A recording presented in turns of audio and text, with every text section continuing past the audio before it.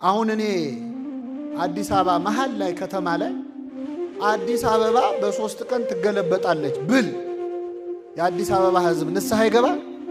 ኧረ አንተኑ ይገልብጥን ብትሉኛል። ምን ታሟርታለህ? ለውጡን እያየህ ነው የሚባለው። ዶሮ ሲጮ ሰምቶ ንስሐ ገባ።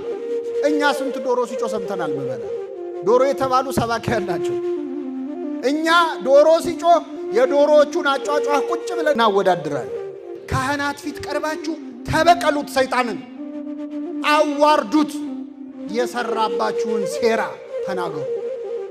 ባዶ እጁን አስቀሩት። ስንት ዓመት አንተ ላይ የገነባውን የኃጢአት ግንብ አፍርስበት። ሰይጣን ኩም ይላል። እኛ ችግሩ ምን ሞት አይመስልም። ሰው እኮ ቀብር ላይ ቆሞ እኮ ያቅዳል። እኔ ገርመኛል እኮ ልባችን አይሞትም። ቀብር ላይ ቆመን እናቅዳለን። አረ ይሄ ሰውዬ እየሞተ ነው፣ እኔ ነገ ሞታለሁ አትልም።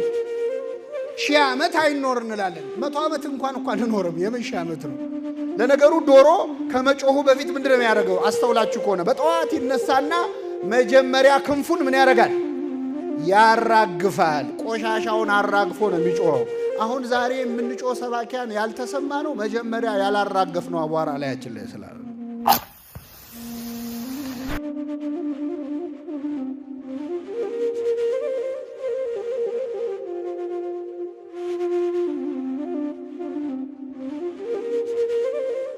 እንደ እግዚአብሔር ቅዱስ ፈቃድ በሚኖረን ቀሪ ሰዓት በሐዋርያት ሥራ ምዕራፍ 3 ከቁጥር 19 ላይ ተጽፎ በሚገኝ ኃይለ ቃል እንማራለን።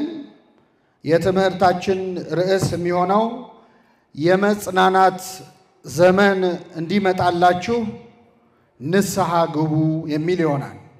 እስቲ ቃሉን ከኔ ጋር እንላለን። የመጽናናት ዘመን እንዲመጣላችሁ ንስሐ ግቡ። ቃሉን የተናገረው ሊቀ ሐዋርያት ቅዱስ ጴጥሮስ ነው።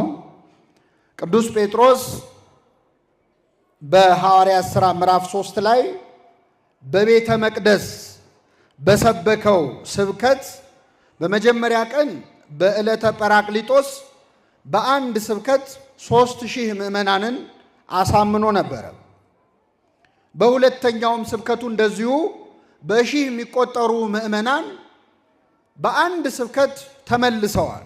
ቅዱስ ጴጥሮስ በአንድ ስብከት 3000 ሰዎች አሳምኗል። እኛ በ3000 ስብከት አንድ ሰው ለማሳመን በምንቸገርበት ጊዜ ማለት ሆነን ስናየው